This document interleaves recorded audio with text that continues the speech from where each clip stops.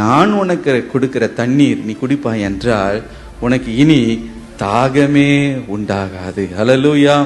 பரிசுத்த ஆவியாகிய ஜீவ தண்ணீரை நான் உனக்கு கொடுப்பேன். அதை நீ குடித்த பிறகு பாரு, உனக்குள்ள ஒரு திருப்தி உண்டாகும்.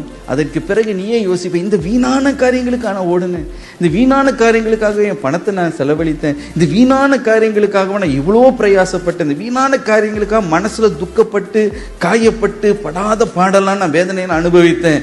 போய் இந்த காரியங்களுக்காக எனக்கு வேண்டவே வேண்டாம்.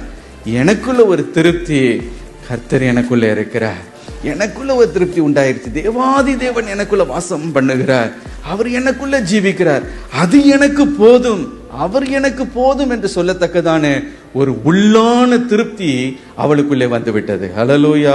அந்த உள்ளான திருப்தி உள்ள வந்த பிறகு பாருங்க, இனி அவள் தாகம் உள்ளவளாய் அவள் இருக்கவே இல்லை. உலக சிநேகம் இவங்க அவங்கன்னு ஏங்கி அலையல.